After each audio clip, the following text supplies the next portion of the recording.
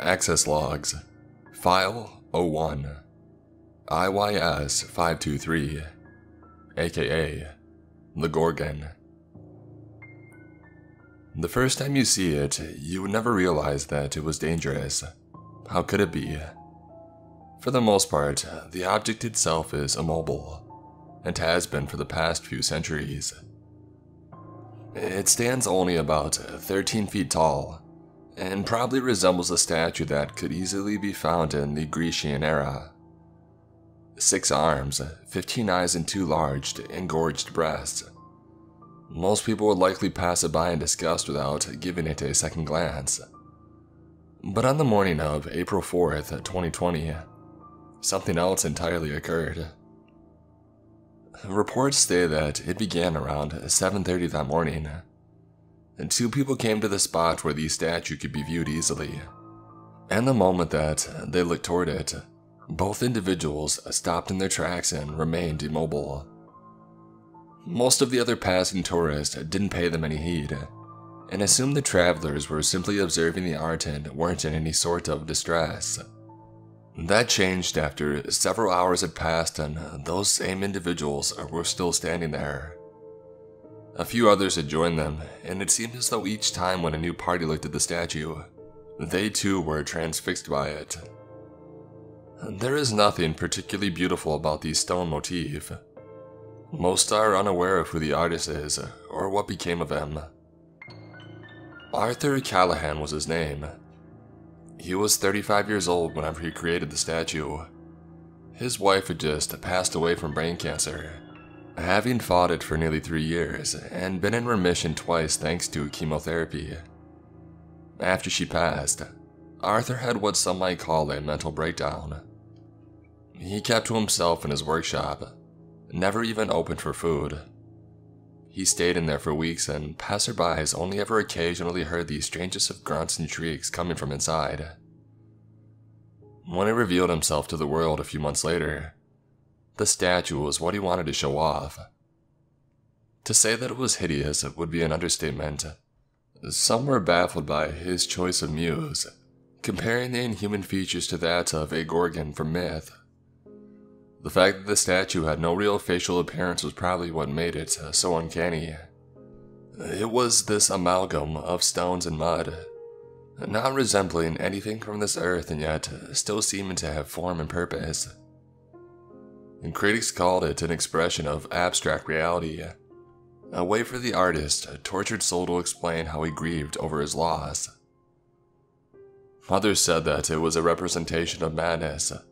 One thing for sure, the controversy made him famous for a very short period of time, and then afterward, Mr. Callahan committed suicide and left the statue to be discovered years later. By then, most people had forgotten who had finished the piece, and when they saw it, they assumed that it was just a poor man's attempt at copying the masters of art. But there was something different about this strange, monstrous sculpture. Something that had happened that afternoon to 19 individuals before authorities came to destroy the statue. It had this power inside of it that can only be described as supernatural. Some speculated that due to the loss of his wife, Arthur dug up his wife's corpse and used it as a model for the statue, and that explained its horrid look. Others claimed that he had infused his own blood into the stone, making dark pacts with old gods that gave the statue its power. No one knew for sure. But what happened that afternoon was unforgettable. All 19 of the victims were turned to stone the moment that the statue itself was destroyed. Before then, reports said that while immobile, the victims could feel pain as most of them seemed to bleed when pricked with needles, and all of them were crying profusely. Their eyes were sealed open, forced to look at the statue and unable to look away. And this remained the same for 15 hours as authorities determined how to handle the situation appropriately. There were a variety of ideas about how to handle the situation. Some were rather bizarre, suggesting that they should offer some sort of gift to the statue and hope that it would accept it and let the victims go. Most agreed that getting close to the statue was dangerous. Whoever got close could get caught in its hypnotic gaze and be unable to escape. So, the assault was decided to begin south of the statue, where its bizarre, misshapen eyes could not see. Blasts were set up to be detonated in 3 hours, unless another method could be found to stop the magic that was spreading from the statue. With each passing moment, it seemed as though the radius was expanding. And this included the ground around the statue as well. It was slowly transforming into stone, and there was nothing that seemed to prevent it from spreading. Finally, the decision came that a blast would be necessary to destroy the statue and free the victims. They used approximately 3 crates of TNT that was estimated to destroy a mile of the surrounding area. Admittedly, we weren't sure if this would work or not, or have an adverse effect on the people close by. The bigger concern was that others would be affected if the statue was not destroyed immediately. No one could have anticipated what would happen when the blast happened. Families came to say their goodbyes just in case their loved ones didn't survive the blast. There were pictures taken and the media came by. Not that it mattered. Everything that occurred was taken by the military. No one wanted this sort of thing to be remembered. The statue was destroyed at 3:30. The next afternoon, and when it happened, there was a small quake that nearly killed a few bystanders. Thankfully, only the victims that turned into statues were harmed. Most of their faces and bodies becoming distorted and destroyed thanks to the blast. Since this time, there have been attempts to gather the materials from the impact site, and a startling discovery has been made. Inside the minerals, there was human tissue along with unidentified biology. We can only assume that whatever Callahan did, he caused the statue to come to life. Access logs. File 2. ERS-829, aka the Banshee. Ask a deaf person to explain what a sound is. Impossible, you might say, but the way they translate it is different than you might expect. The world is noise. The silence it offered was comforting. There are many different responses when a person receives a cochlear implant. Some are so overwhelmed they burst with tears of joy. Others, however, their experience is not so pleasant. Louis Ritchie was a 14-year-old male, born deaf to 2 parents who also used American Sign Language for their entire life, and worked hard to be able to get the money to obtain the implants. It took them approximately 3 years and 30 days. The surgery took place in upstate New York, and 3 of the doctors reported that it was very difficult for Louis to go under anesthesia, so the operation took place with him fully awake. Louis complained of an increasing sense of pain in his left earlobe as they made the first incision. No amount of localized numbing was doing the trick. Slowly, that pain level began to rise until Louis said that the pain was unbearable. When the implants were inside, he said that it was this overwhelming ringing noise that would reverberate his entire skull. During post-op, Louis got out of bed and began to sharply bang his head against the wall in an attempt to stop the noise. He fractured his nose and was restrained to the bed.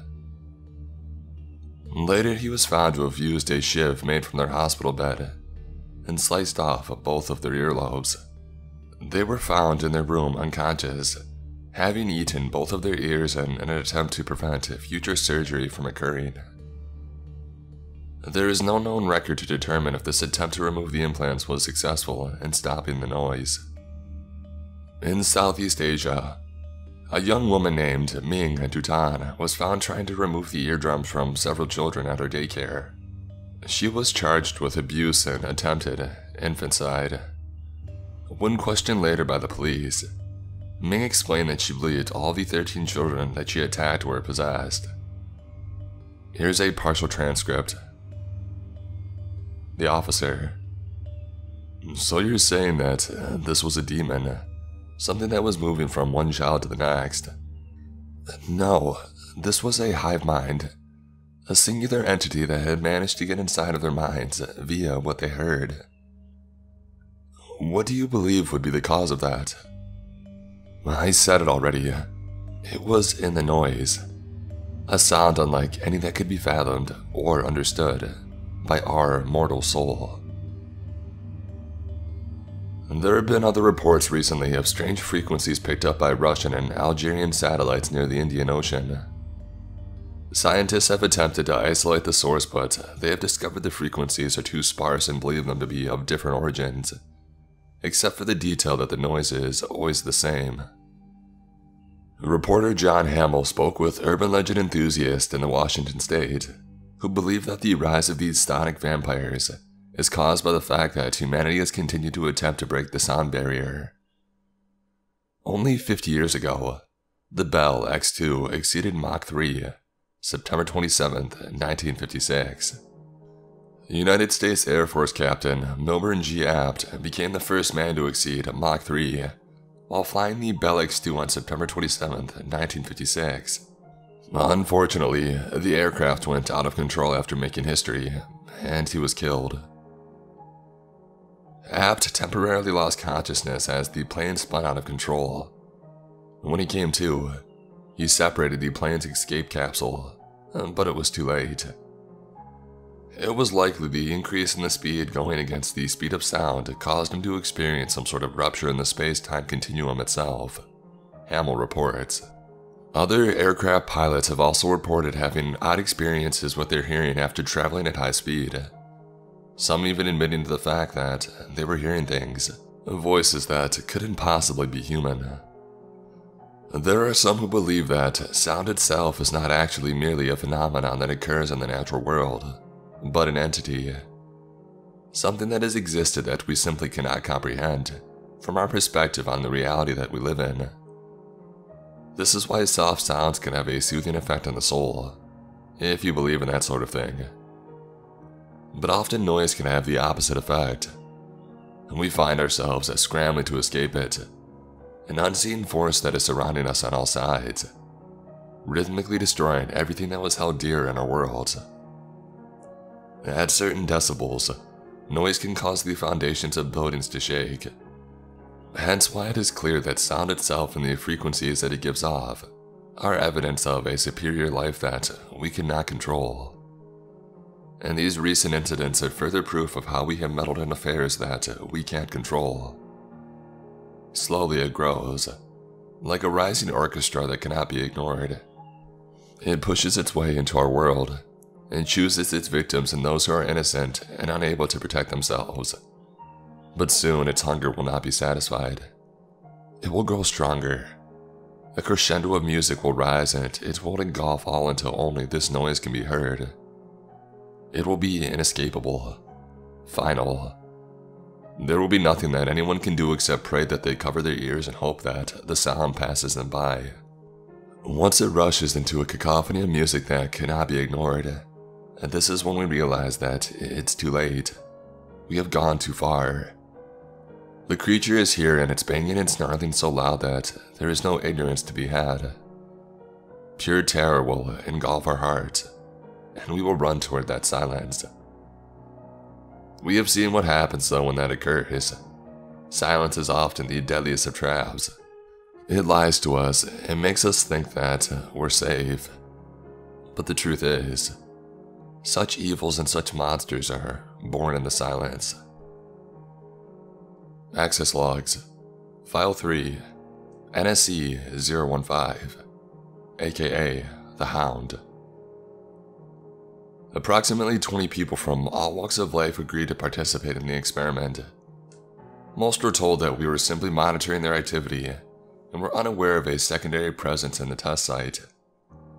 4 of the group were informed of the capacity of the predator, but no further advantages were given to aid in their survival. The creature itself was designed to be similar in fashion to the bloodhound, trained through breeding to use scent as a means of tracking any prey. The modifications made were originally intended only as enhancements of natural abilities, but something metamorphosed along the way and the creature took on a life of its own. Characteristics from over 40 other species were spliced with it carefully before it was officially confirmed to function as a living organism. Albeit, we cannot say for certain whether this would be considered alive or not because of the nature of the experiments. Often the test subjects would manage to only survive half of the process, resulting in severe deformities to the cranial area and the lower abdomen. Often these portions of the creature's body would bulge with muscular structure that could not possibly be held up by the smaller mass of the beast's body, and we had to exterminate it immediately. There were 19 failures, all logged carefully by our team in Wisconsin. Dr. Sherman Wilcox suggested that all of the corpses remain intact and used for study to determine what went wrong. This resulted in the revelation to combine these dead carcasses into a single organism we dubbed as Trinity. In many ways, the monster resembles the Cerberus from Greek legend, with triple heads that hardly can cohesively move its body. But thinking the creature was not a threat was the last mistake our participants made. They became prey on January 13th. We did not anticipate precisely how the creature would respond when given a mission, but we have done our best to log the results. Transcript of event. Codename Hunter. Teams were created with 5 members each. The 4 knowledgeable participants dispersed as evenly as possible. All were taken to an isolated, undisclosed location in the Indian Ocean. Means of escape was not provided. They were informed they needed to survive and be monitored for 40 days to receive a cash prize of $2 million, which would be divided amongst the winners. It was able to find all parties in under 3 hours' time. We watched via body cams and hidden cameras the way a reality show might air, and we were mortified to see the slaughter take place. With no rhyme or reason for the killing, the hound merely regarded all of them as a type of prey ready to be taken down. Some of them were lucky and had a swift death. Subject 10, for example. The creature followed her scent for approximately 2 miles before diving into a submerged area and drowning her by pressing her body down hard against the rocks. Estimates from the tracker that Subject 10 had say that she lasted for only 4.3 seconds. Subject 8, 5, and 13 assumed they could survive by finding the highest peak in the area, unaware that the genetic testing of Trinity would allow it to easily snatch them from trees without regard for the foliage itself. Massive, primordial trees were rendered to be nothing more than splinters thanks to the claws of the beast, as it followed their own smell and they plummeted to their deaths. Perhaps that was a luckier fate than to be devoured by the creature itself. Subject 11 was one of the less fortunate. He broke his leg attempting to escape the beast, and wound up being mauled to death over a 45-minute period. Several other participants, including 2 and 18 who had prior knowledge of the creature, could not find a means for stopping it from ripping apart his lower abdomen and shredding his intestines. We lost all feed at approximately 3:30 the same afternoon. Beta team was requested to go and check the results of the island and to capture the creature. We plan to use extreme frequencies to recapture it and prepare for war games in the Afghan desert. Now that we had seen how effective it could be in hunting, there was no need for any other parties to suffer. Upon arriving, however, they were unable to locate the Trinity. We only found 3 of the corpses left scattered amid other wreckage. It would seem that once it had killed all the participants, the creature began to hunt the local ecosystem as well. Anything that provided a scent was considered as prey. As of January 20th, we have been unable to determine what became of the creature as no evidence suggests that it left the island. Speculation says that it may have evolved to become an aquatic amphibious creature to continue to stalk its prey. If so, this likely means that it could be anywhere in the world at present. Update, March 30th. We have had reports of incidents relating to the traits of the Trinity creature in approximately 4 different countries. However, never have been able to find the beast itself. It seems that the scent glands that it has become accustomed to tracking in its prey is also a factor of its own biology that it has managed to shut off. The other traces of evidence that were found were rudiment at best. It has in effect become invisible. Further research suggests that somehow the creature has developed the ability to reproduce asexually, Indications are at the moment there are approximately 3 of the creatures roaming the southern Arctic. We will continue to monitor these findings as these staff are available. Often those who attempt to make contact or to recapture the Trinity have met with failure or death. One of our staff reported that he theorized we made it too strong. It has become the alpha predator of our planet, and can easily track down any prey across the globe with only the faintest whiff of its scent. Given the rising numbers, our own short-sightedness is all too plain. Access log File 4 TCH 563 aka Manos. Can you feel it? That's how it starts. It gets under your skin, irritable and festering. Blister might be the right word to describe how it makes you feel. You want to grab something, anything to get it out of your skin, but you can't. And digging into the wound only makes it worse. It heightens its awareness of your presence. But you must also be thankful for that feeling. It's a warning, and the only one that you will get. The primary team discovered it deep within the African jungle, a diamond repository found near the Congo. The entire place seemed stale, devoid of any life, until we found it.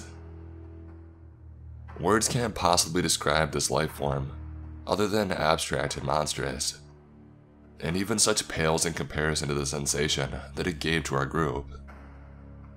The moment that we got close to it, a tingling sensation filled every fiber of our bodies. It was though being near it caused paralysis, and that was only the start of our ordeal. As we watched it stretch out long, spindly fingertips that resembled branches of trees, we were unable to move or even make a sound. This creature had full control over our bodily functions with its debilitating touch. Owen was the first to be taken by it. Perhaps more numbing than the pain it is causing is the fact that when it takes one of us, the others feel what they are experiencing. I recall every muscle movement, every pulse of ache and strain that went through Owen as the bulbous creature took his life. It ate him alive. It wanted to feel everything that he was experiencing until his last breath. Afterward, the creature went into what might be considered a comatose state. We had the ability to move about again, and immediately documented our findings. Science told us that we needed to warn the world about this discovery. I wish, however, that we had left sooner, because something else occurred while we were there that we never anticipated. Approximately 2 weeks after we left, my colleague in Luxembourg informed me that he had an emergency situation related to our find in Africa. Naturally, given that we were still so shaken up by the discovery, I went to his side immediately. He informed me that he was quite certain that his body was beginning to break down. It started with a lack of pain. This morning, I stubbed my toe and I broke it, and I wasn't even aware. Once I discovered the phenomenon, I tried a simple needle prick. He paused to show me the experiment, and I winced instinctively as blood dripped off the top of his finger. I felt nothing. We conducted tests immediately. Our results frightened us even more. It was apparent that the structure of his body was changing, transforming to fit the preference of the monster that we had examined in those mines. Over a week's time, we discovered that his skin was no longer even remotely human at all, but rather a thin papery fiber that might be likened to that of a tree gecko. And then, to my dismay, the feeling returned. Suddenly, the slightest touch would send shockwaves of pain on his fragile body. Everything was breaking down. He couldn't cope with what the organism was doing to him. "Please, for the sake of my sanity, you have to end it," he begged. I remember debating it for a fortnight, but this was my friend. Science be damned, I bought a pistol the next morning and committed the sin. I remember wondering, as his corpse twitched and convulsed in the immaculate carpet of his estate, if he had even registered the bullet to his brain. Somehow I knew that even though his senses were out of whack, he was thankful for what I did. We did not report these findings to the university or the other squads. It was determined that he was the only one directly infected, and that a new mission to destroy the mines would be the next operation to the area. None of us, however, imagined that this was the end of the dilemma. For only 1 week after we had buried our friend, something else happened. The infection of this creature's spores affected 2 more members, and at a much faster rate. Suddenly, there were victims of jarring pain simply due to standing up or even moving. One of them committed suicide. I never heard from the second. I realized if I didn't act immediately, I might be next. I began to perform tests on my own of my own body, to determine if my muscle was decaying in the same rate. It is my analysis that depending on the body weight and mass of the host, the spores of the creature last up to 6 weeks before metastasizing. Like a yeast that needs to ferment, it digs its way deep into every skin fiber of our bodies, melding and matching our own cellular membrane so that before this transformation takes place, it is impossible to even detect. All from a simple touch. I realize now that the creature must reproduce in this way, using unsuspecting prey to lure it into its web, and then feigning death only for us to become the transporters of its spawn. Everything I have touched, everyone, the woman that I had made love to, the children I have fondly hugged, they are all potential breeding grounds for this new species. Whether it transforms their bodies or merely cripples them with racking pain remains to be seen. One thing's for certain though, the longer I let it last in my body, the more hyper-aware I am of my own surroundings. I can feel everything, and all I want is to destroy. I recognize now that it is likely I am the next generation, as I was unwilling to take my own life, and soon my body will be completely taken over by its regenesis of my functions. Verdict. Recommendation of quarantine and safety parameter if engaging. Beast is known to be fully able to inflict any manner of pain via touch, and has sensory distress patterns that are yet to be fully understood. All known infected should be removed immediately with due force. Access logs. File 5. TSC 715, aka the Tigress. They say that when you're close to death, a sign of it is the loss of taste. Your mouth gets dry and you find it difficult to even swallow a few sips. When you have no way of knowing for sure if this is what happened to Echelon, the logs are burned, the files discarded, isolated, and in mid-blizzard. Their supplies were meant to last them for at most 3 weeks. Something happened that changed that to 5 months. Weather readings indicate a mass storm took out their communication tower on January 9th. But satellite did not detect any discrepancies until approximately 3 weeks later. By then, rescue was pointless. The storm had become so brutal that most had assumed the team was already dead from starvation, when we expected to find corpses. Signs of decay were apparent, but not the kind that we had anticipated. What should have been covered in ice was merely a thin layer of dust. Only one team member seemed to have succumbed in a truly bizarre way. The chief ecologist, Mary Breder, who appeared to be a victim of cannibalism. Given that the other team members seem healthy and vibrant, we have assured that I'll cast lots to decide which of them would sacrifice for the others to go on. But according to the other biologists, this wasn't the case at all. What Mary did was an act of suicide. She turned against the rules we were practicing every day, and as a result, it took her, one said. We began interviews of the team immediately to discover the miraculous way that they had survived. What they revealed was shocking. Partial transcript of interview 3-6. Did you know that certain funguses actually taste their surroundings? For years, we as scientists have always assumed that these type of microorganisms didn't function with any senses at all, but that isn't true. In their plasmodium stage, they show a quality that can be called intelligence. Chopped up and dropped into a labyrinth, they will put themselves back together and start to move. avoiding dead ends and heading unerringly for the prize, for more food. Not surprisingly, they fascinate some biologists and amateur naturalists. We studied them here for weeks before the storm hit. And what results did you find?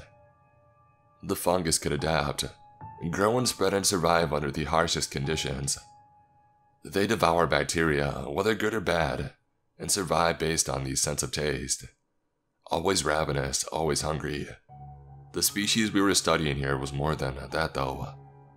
They could also infest another organism, and compel it to search out food for them.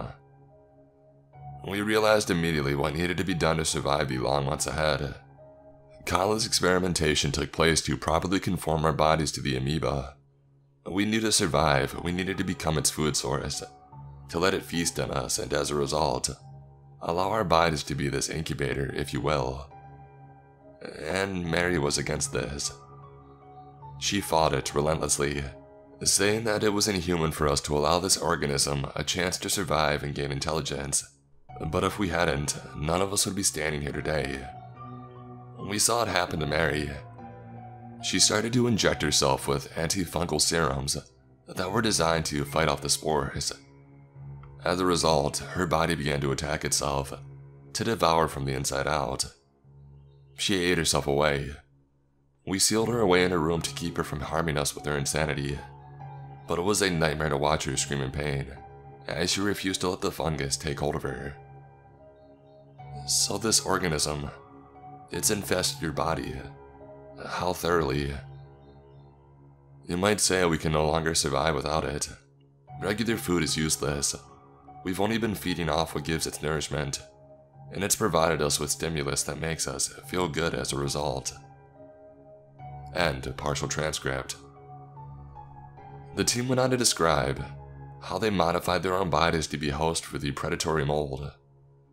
All humans have bacteria in some form or another, but the process of turning that bacteria into a viable food source for the mold required surgical precision by Chief Medical Resident Grant Alcrest.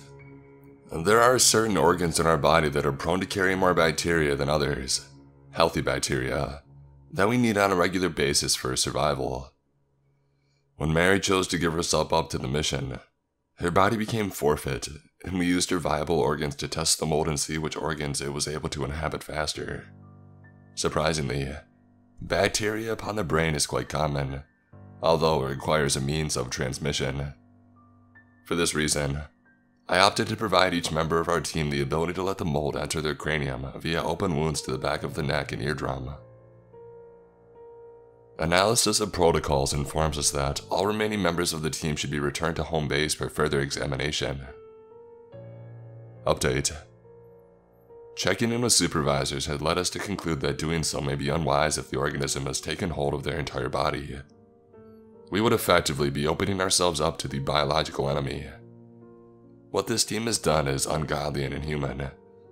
We are uncertain that they can even qualify as such anymore. Verdict. Echelon team will not be rescued. All remaining staff will remain on site until they too have allowed the fungus to feast on their bodies. And once consumed, a secondary team will arrive to conduct analysis of the fungus. If it is deemed safe for further study at that time, a determination will be made on the practical uses for such an organism in varying fields. We have informed the Echelon team we will return in 4 days' time. They seem complacent to wait it out and obey the fungus that now controls their body. I pray that whatever is feeding upon them makes it fast.